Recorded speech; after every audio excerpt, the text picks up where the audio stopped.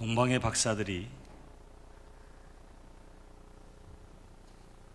하늘에 예전에 보지 못한 큰 별이 나타나는 것을 보게 됩니다. 그리고는 분명 이 세상에 특별한 일이 일어났음을 알고 그 별빛을 따라서 유대 땅 베들레헴에 이르게 됩니다. 그리고는 그 별빛이 이르는 한 곳에 가서 이 땅의 메시아로 태어나신 예수 그리스도 앞에 경배하게 됩니다.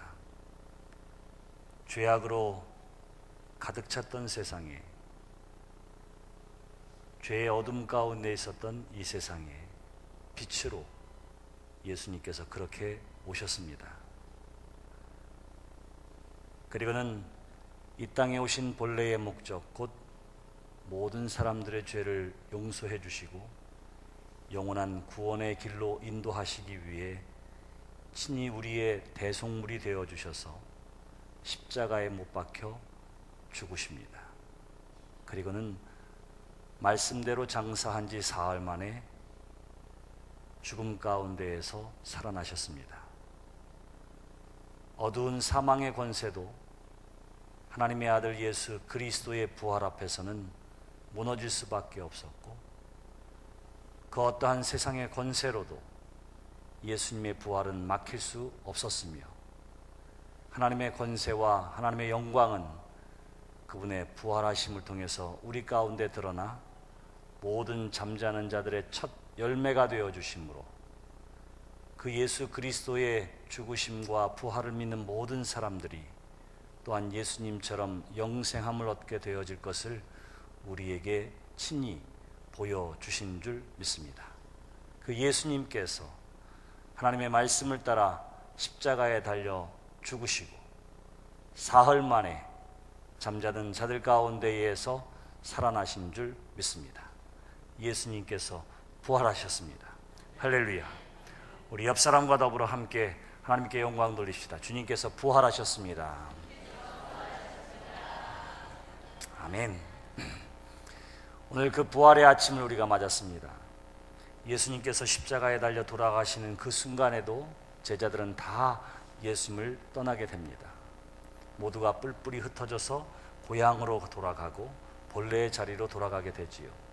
그때에 마태복음은 우리에게 뭐라고 고백하느냐 하면, 막달라 마리아와 또 다른 마리아 둘이서 예수 그리스도의 묻히신 무덤에 안식 후 첫날 새벽 이르기 전에 도착했다, 이렇게 이야기합니다. 이 여인들이 왜 그곳에 갔는지에 대해서는 여러 가지 이야기들이 있습니다. 그의 향유를 붓기 위해서라, 이렇게 이야기하기도 하고요.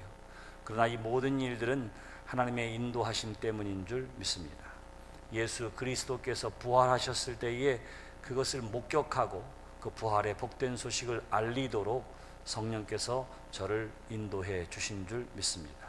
그들이 무덤에 다다랐을 때에 그들이 목격한 바를 마태복음 28장에서는 천사가 돌을 굴려 무덤 문을 여셨다, 성경은 그렇게 이야기합니다. 땅에 지진이 나고 천사가 하늘로부터 내려와 이 모든 일을 행하는 것을 보게 될 때에 여기에 또 다른 목격자들이 등장하겠는데, 그들은 곧 경비병이었습니다. 4절에 보시면 지키던 자들, 바로 그들도 이 부활의 첫 목격자였던 것입니다. 그러나 믿음 없는 저들의 목격은 그들 스스로 두려움 가운데에 빠져들게 되고 말입니다. 그들은 두려워서 죽은 자같이 되었다, 이렇게 이야기하고요. 그리고는 5절 이하에 있는 말씀에 보시면 천사가 두 여인에게 이야기합니다. 뭐라고 이야기하느냐면, 너희들이 왜 이곳에 왔는지 나는 안다, 이렇게 말씀하십니다. 왜 너희들이 이곳에 왔는지 나는 안다. 무서워하지 말라. 십자가에 못 박히신 예수를 너희가 찾는 줄을 내가 아노라, 이렇게 이야기하는 거예요. 사랑하는 성도 여러분, 주의 성령께서, 그리고 하나님께서는 우리의 의도를 아시고 우리의 마음의 생각을 아시는 줄 믿습니다. 한마디도 이야기하지 않았습니다. 그런데도 주의 천사를 통해서 주시는 말씀은 너희가 예수 그리스도를 경배하러 온 것을 내가 아노라, 이렇게 이야기하는 것이지요.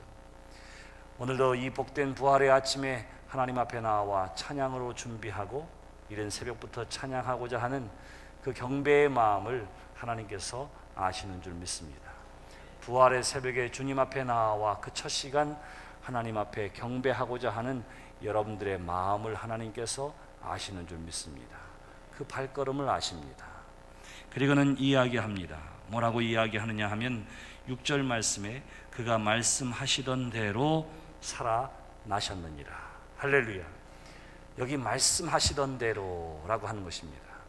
하나님은 우리에게 말씀하시고 그 말씀은 우리 가운데에 이루어지는 줄 믿습니다. 예수 그리스도께서 십자가에 달려 죽으실 것만 이야기한 것이 아니라 사흘 만에 살아날 것에 대해서도 예수님께서 말씀하셨던 것이지요.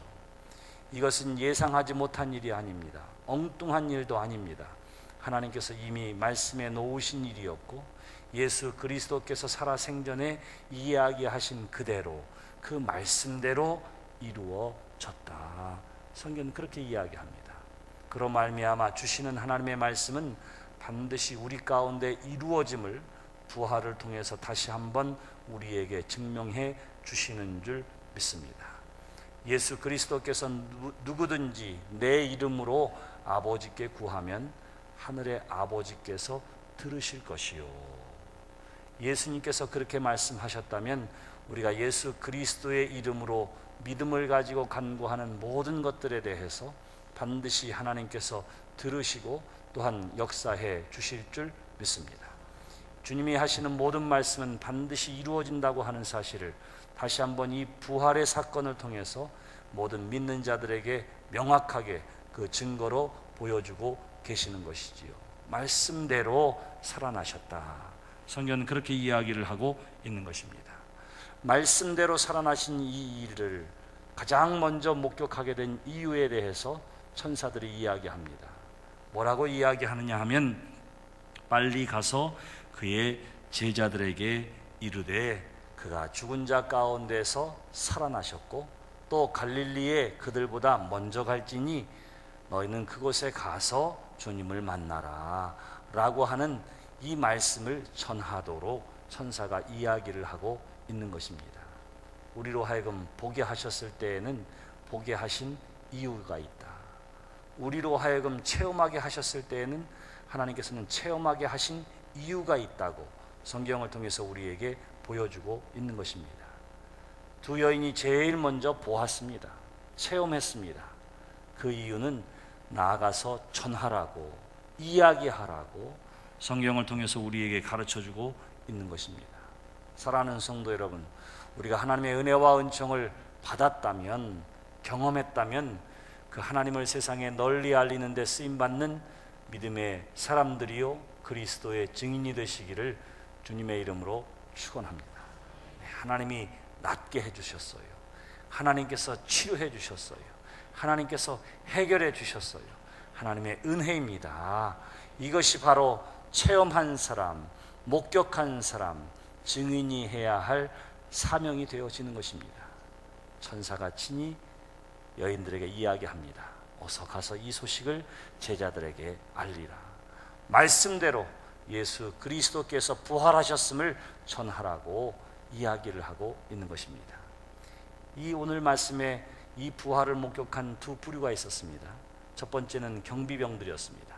지키던 사람들은 깜짝 놀라서 죽은 자 같이 되었다 이렇게 이야기하고요. 오늘 우리가 나와 있는 이 두 여인 또한 8절에 보시면 무서움이 있었다 그렇게 이야기합니다. 자, 경비병들은 무서움 가운데 아무것도 할 수 없었던 사람들이고 또한 여기 두 여인은 무서움은 있었지만 그러나 무서움 말고도 또 하나가 있었는데 그것이 바로 큰 기쁨이었다. 성경은 그렇게 이야기를 하고 있는 것입니다. 땅이 흔들림 가운데에 무덤이 열림 가운데에 그저 무서워하는 사람이 있었습니다. 하나님이 다시 이 땅에 오실 때에 재림 예수께서 우리 가운데 임재하실 때에도 마찬가지입니다. 그저 두려워 떠는 사람이 있을 것이요 그리고 마침내 하나님의 온전한 나라가 완성되어짐을 바라보면서 기쁨과 기대와 감격을 갖는 사람이 있을 것입니다. 사랑하는 성도 여러분, 저와 여러분들이 그 믿음 가운데에 또한 두려워 떨 뿐만 아니라 감격과 기쁨으로 주님을 만나는 하나님의 사람 되시기를 주님의 이름으로 기원합니다. 저들에게는 무서움이 있었지만 그러나 그 무서움을 가릴 만한 더 큰 기쁨이 저들에게 있었습니다. 그리고는 말씀을 따라서 무덤을 떠나 제자들에게 알리려고 다름질하였다. 성경은 그렇게 이야기합니다. 내가 보게 한 이유가 있구나. 이 빈 무덤을 보게 한 이유가 있구나. 예수께서 부활하셨다고, 이 부활의 소식을 알리라고 천사를 통해서 주신 그 사명과 말씀을 감당하기 위해 저들은 다름질하였다. 성경은 그렇게 이야기하고 있는 것입니다.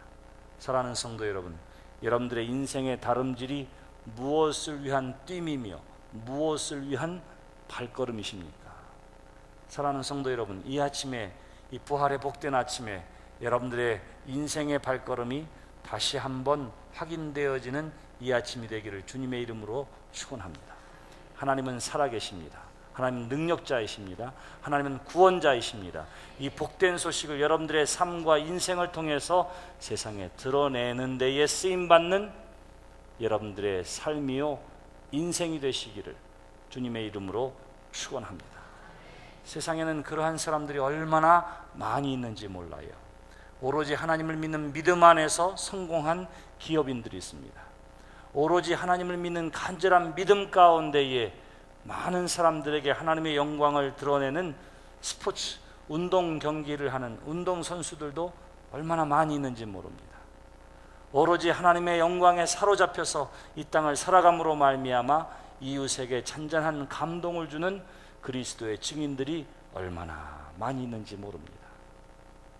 우리가 먹고 마시고 살아가는 것에만 다름질한다면 보통 사람과 다를 바는 없을 것입니다.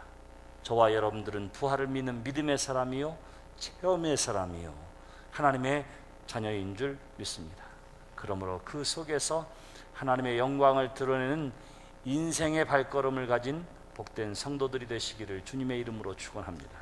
두 여인이 그러했습니다. 이 부활의 복된 소식을 알리기 위해서 다름질하였다. 성경은 그렇게 이야기하고요. 그 여인의 그 발걸음 가운데에 또 하나의 놀라운 체험을 하게 됩니다. 곧 무덤 근처에서 부활하신 예수님을 친히 목격하게 된 것입니다. 9절 말씀해 보시면 예수께서 그들을 만나 이르시되 평안하냐 하시거늘. 그래요. 제일 먼저 하신 말씀이 늘 평안하냐 하는 말씀입니다. 이 평안하냐라고 하는 말은 또 다른 말로는 직역하면 기뻐하라 이런 뜻이 됩니다. 자, 하나님이 주시는 기쁨이 있습니다. 예수님께서 말씀하십니다. 기뻐하라, 기뻐하라. 왜 기뻐해야만 했습니까? 예수 그리스도께서 부활하셨기 때문입니다. 말씀대로 부활하셨기 때문입니다. 그 예수님께서 능력으로 저들과 함께 해 주실 것이기 때문입니다. 그들보다 앞서서 발걸음이 옮겨지고 제자들을 만나 주실 것이기 때문입니다. 사랑하는 성도 여러분, 저와 여러분들의 인생의 앞걸음에 계신 분이 바로 예수 그리스도인 줄 믿습니다. 그러므로 그분은 우리의 되어지는 일에 대해서 아시고, 그래서 우리를 그저 기다리는 것이 아니라 되어지는 시간 바로 오늘 이 현재의 시간에도 임마누엘로 우리와 더불어 함께해 주시는 줄 믿습니다. 이 예수님을 만난 여인들의 반응이 무엇입니까? 제일 먼저 경배하였다. 성경은 그렇게 이야기합니다. 여자들이 나아가 그 발을 붙잡고 경배했다. 두 가지 의미가 있습니다. 그 발을 붙잡았다고 하는 것을 통해서 예수님의 육신이 정말로 부활했다고 하는 사실을 분명하게 증언하기도 하고, 그러나 이 발을 붙잡는 행위는 그 발 아래 엎드림을 통해서 하나님 앞에 경배하는 삶의 모습을 우리에게 보여주고 있는 것입니다. 그래요. 하나님 앞에 경배하는 마음으로 그 주님의 말씀에 순종하여 나아가고 있는 것입니다. 다시 한번 10절에 보시면 예수님께서 천사가 전해졌던 그대로 이야기합니다. 무서워하지 말라. 가서 내 형제들에게 갈릴리로 가라 하라. 거기서 나를 보리라 하시니라. 그래요.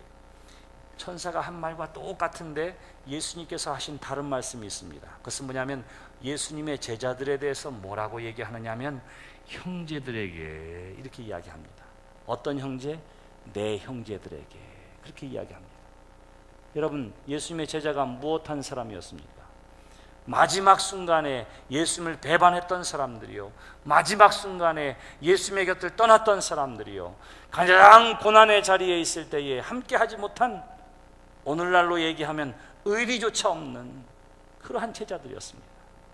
그런데 예수님께서 뭐라고 말씀하시느냐 하면, 그들을 향해서 내 형제들이라 이렇게 이야기함으로 말미암아 지금까지 저질렀던 모든 제자들의 실수를 다 용서해 주시고, 그들을 부활의 예수님께서 새로운 친교 속에서, 새로운 관계 속에서 그들을 받아주시고 그들을 용납해 주심을 이 한마디 내 형제들이라고 하는 말을 통해서 예수님께서 보여주고 있는 것입니다.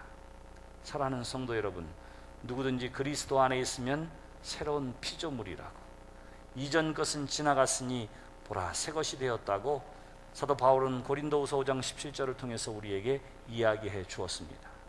과거에 실수가 있을 수 있고요, 예수님의 마음을 아프게 한 일도 있을 수 있습니다. 그런데 주님은 어떻게 하느냐 하면 끊임없이 우리에게, 그럼에도 불구하고 너는 나의 형제라, 내가 하나님의 자녀이기 때문에 곧 나의 형제라고, 나의 자매라고 예수님께서 우리를 용납해 주시고 또한 품어주시고 받아주시는 줄 믿습니다. 예수 그리스도의 부활의 사건은 그래서 실수와 죄로 얼룩진 우리의 삶이 하나님의 자녀로서 그 권세가 회복되어지는 자리임을 또한 성경을 통해서 우리에게 가르쳐주고 있는 것입니다. 계속되어지는 말씀 가운데에 예수님께서 갈릴리에 가서 지시하신 산에 이르러 주님을 만났을 때에 주님께서 말씀하십니다. 18절에 예수께서 나와 말씀하여 이르시되 하늘과 땅의 모든 권세를 내게 주셨으니, 성경은 그렇게 이야기하고 있는 것이지요. 하나님께서 부활하신 예수님에게 하늘의 권세, 하나님의 권세를 주셨다, 그렇게 이야기하고 받은 권세를 통해서 제자들에게 위임하는 내용이 나와 있습니다. 하나님이 예수 그리스도에게 권세를 위임해 주시고 예수 그리스도께서 이제는 제자들에게 이야기합니다. 그 이야기가 무엇입니까? 너희는 가서 모든 민족을 제자로 삼아서 아버지와 아들과 성령의 이름으로 세례를 베풀고 내가 너희에게 분부한 모든 것을 가르쳐 지키게 하라. 이 일은 예수님께서 이 땅에서 하신 일이었습니다. 근데 이제 그 예수님이 하신 그 귀한 사명을 누구에게 주시느냐 하면 부활을 믿고 부활을 목격한 하나님의 사람들에게, 제자들에게, 곧 이 시대 저와 여러분들에게 하나님께서, 특히 하나님께서 예수 그리스도에게 주신 그 놀라운 위임받은 일을 제자된 저와 여러분들에게 또한 말씀해 주고 있는 것이지요. 부활의 주님을 만났다면 이 복된 소식을 전하라고 주님께서 말씀하시고 모든 족속으로 제자를 삼아서 하나님의 말씀 안에 거함으로 말미암아 하나님의 자녀가 되게 하라고 바로 저와 여러분들에게 이 말씀을 주시는 줄 믿습니다. 사랑하는 성도 여러분, 예수님께서 부활하심으로 말미암아 하나님의 말씀은 참되며 그 말씀은 반드시 이루어진다고 하는 사실을 우리에게 분명하게 보여주고 가르쳐 주셨습니다. 그리고는 실수와 연약함과 죄 많은 우리들을 여전히 예수님께서 나의 형제 자매라고 부르시면서 이제는 하나님이 나에게 주신 권세를 가지고 이 땅에서 했던 모든 일들을 이제는 너희가 해야 된다고 제자들에게 말씀해 주시고 저와 여러분들에게 말씀해 주십니다. 그리고는 세상을 향해서 우리를 파송하고 있는 것이지요. 중요한 이 한 말씀을 기억하시기를 바랍니다. 예수님께서는 우리를 세상에 보내시면서 너희들끼리 가라, 내가 가라 이렇게 말씀하지 않습니다. 볼지어다 내가 세상 끝날까지 너희와 함께 할 것이라. 우리가 세상을 향하여 복음을 들고 나아가는 그 발걸음 위에 주님이 임마누엘로 동행해 주시는 줄 믿습니다.